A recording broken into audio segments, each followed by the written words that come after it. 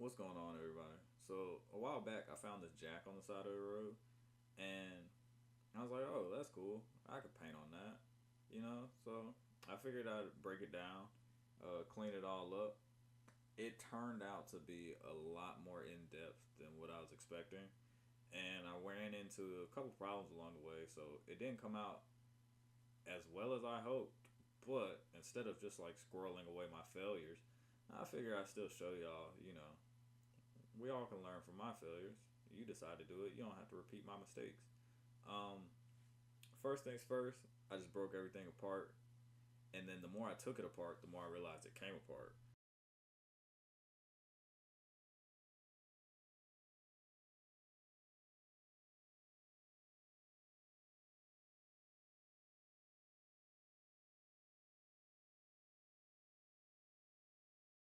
Um, Unfortunately, at the start of this, I did not have an impact. Now I do because I needed one. So I ended up stripping a lot of the screws actually, so I couldn't get that all the way apart. And then on top of that, um, the part down there with the springs and everything like that. Turns out this is why it was on the side of the road. The piston was actually bad. Um, and it's kind of funny.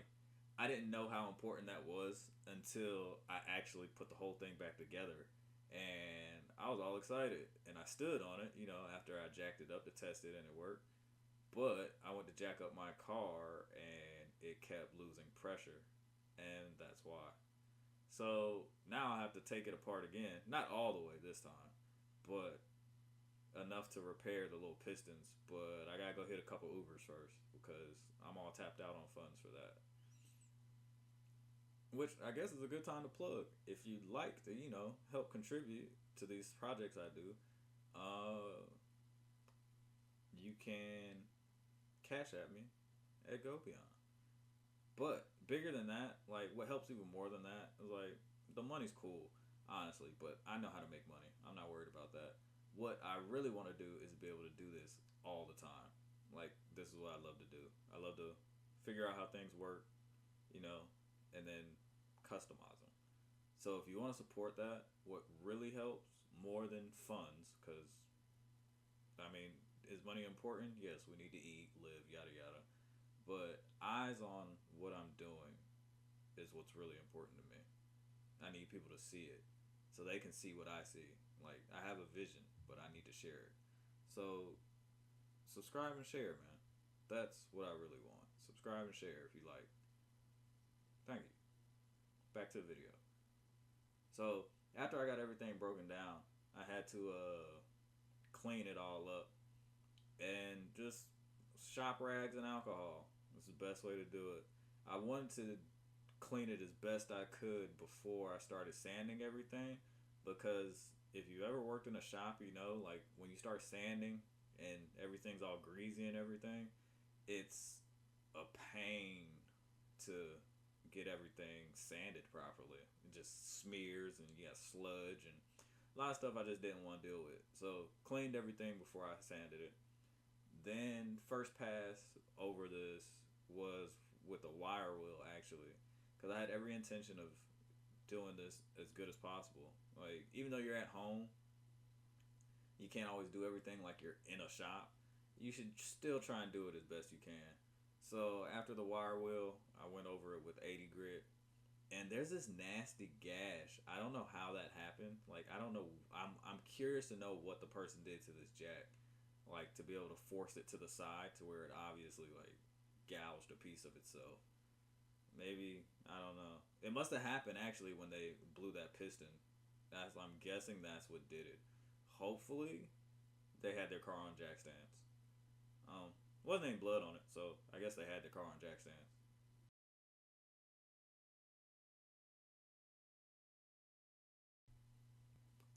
So my first pass was with 80 grit sandpaper. Um, my last pass ended up being 220. I only did two passes, one at 80, one at 220. You can jump down using 180 first if you want to do this, but I already know what the difference between the scratches looks like, so I just skipped that step. Um, I will say that prepping it for painting, you could go to 320 first. You don't want to go any farther than 400, honestly, when you're doing like your primer coats. But because this is just like a jack that I intended to use, but now I have to repair, I figured 220 was fine. I mean, it's not like a car on the showroom floor or anything like that. It's just a jack in the shop.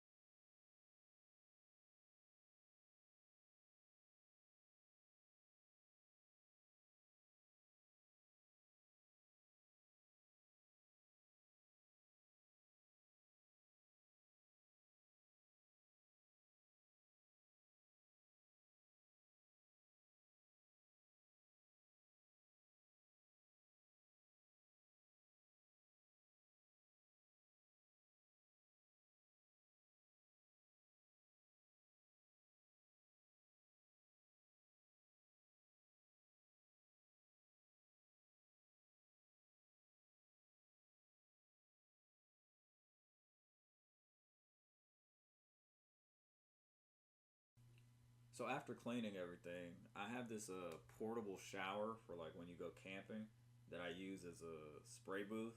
It's as convenient as things can be right now. We'll put it that way. Um, it takes a little longer than I like to paint everything because there's only so much space in there. But you got to work with what you got. So after 2 days of painting,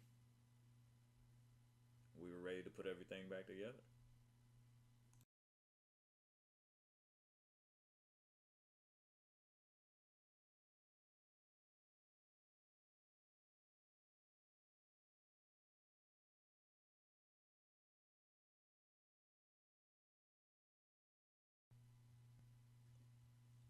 I will say when it comes to reassembling, like disassembly is always fun. It's like, oh, this is neat. Oh, I see why this goes like this.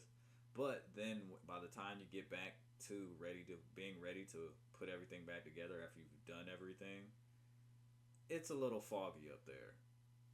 So next time I will take more pictures. You never take enough pictures.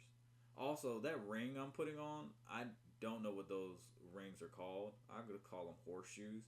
It looks like they have two pins on them, and I would love to know the proper way to put those back on because I painted all my fasteners gold, but I ended up ruining the ends of those. Luckily, those are hidden, but I think there's one for sure I know on the back of the jack that you can see that now I have to hand paint if I want to touch it up, and I don't like that.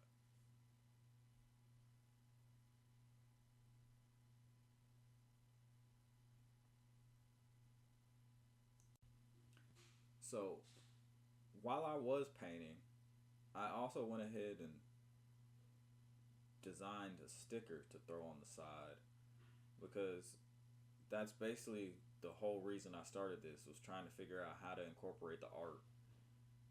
And this was just like a little test run. Obviously, if I did this, you learn something every time you do something, and I could make it way better. Number one, obviously, I'd just start with a fresh jack. Like that would make everything way easier because it would be clean. But the stickers I was unable to put on because I measured my frame without it being put back together. And for the placement of the stickers, I forgot about the screw holes and the fitting of the back wheels on here, those caster wheels. So I just was appalled, I guess you could say. Like disgusted. That's a better word. I was disgusted by the fitment of the stickers. So I ended up not putting them on there. But, you know, I definitely want to do something like this in the future again. And I know how I'll get it way better. So we just have to wait.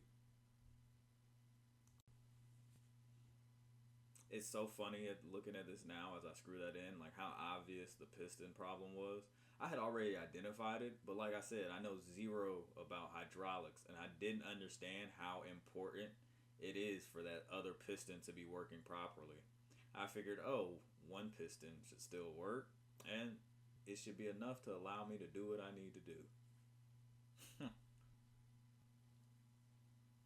Having to use adjustable wrenches because you don't have any more ratcheting sockets or anything like that is so aggravating. Like, I definitely miss my toolbox.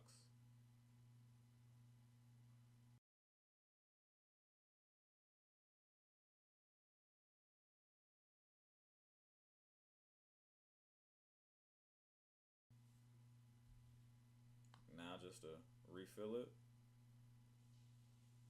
and then find out that it doesn't work.